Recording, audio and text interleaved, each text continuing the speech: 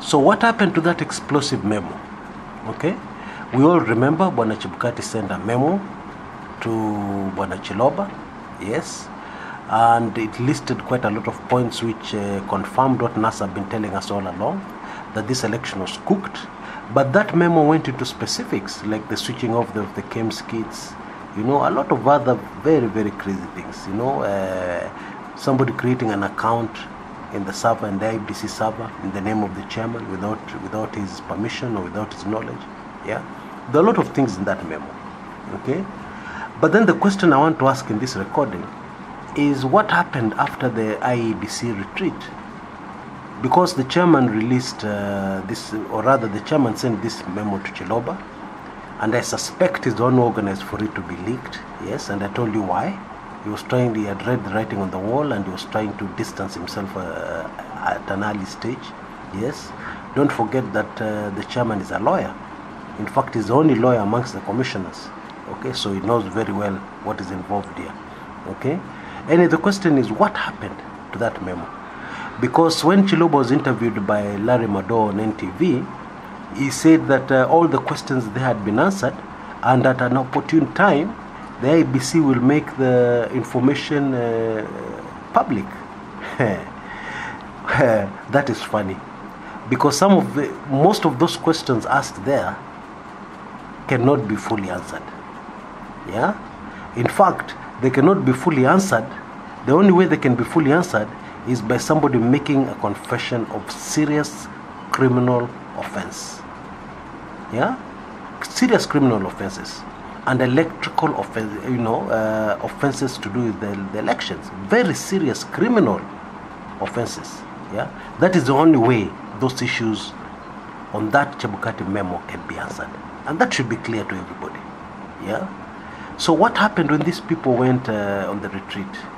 What made everybody have an about turn? All of a sudden, the memo was being, like brushed under the carpet. Yeah, we'll answer at an opportune time. Yeah. Members of the public were just being told to be patient, that this thing will come out at an opportune time. Yeah. Meanwhile, these are crucial things to do with the election we're about to face. So what are they telling us? Are they telling us that they want to hold the election, do what they want to do, get whoever they want elected at all costs elected, and then after that they can answer us the question? Gosh, it'll be too late. Yeah, it'll just be too late, because that's information we need now. Those are issues which need to be addressed now, yeah, before even the preparations for the elections can be carried out. Now, the NASA presidential candidate Raila Odinga has told us that Wafula Chebukati is a man under siege. Yeah, he's under a lot of pressure, and one can almost say that there's a gun being held to his head. Really, that's what it is. Because for somebody to produce a memo one day, then the next day he appears and he's behaving like all is well, there was no memo he wrote, nothing happened, that is very questionable. The long and short of this is very sad news for Kenya. And it is the fact that the powers that be just want to repeat what they did on August 8th and force a result on Kenyans. Yeah, already a pre-arranged, pre-agreed result on Kenyans, whether or not Kenyans vote, and irrespective of how Kenyans vote. Yeah, and this would be the reasons why Jubilee leaders are going around telling us they have the numbers, yes, that they have the support. Even when we're seeing on the ground many parts of the country where even Jubilee cannot have a meeting, yeah, they cannot be able to hold a meeting without being jeered. Now that's very interesting, because in contrast, I don't think there's any part of this republic where NASA cannot have a meeting, yeah, at least where people will not listen to them without jeering or booing them. Yeah, that's the difference. But still, Jubilee are telling us they're very popular, that they'll win by 70+1.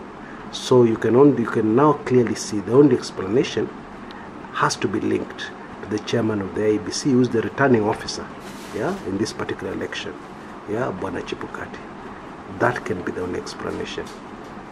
I think let's keep on praying for our country.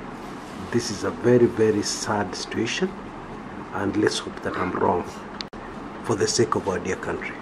Until next time, this is Chris Kumekucha.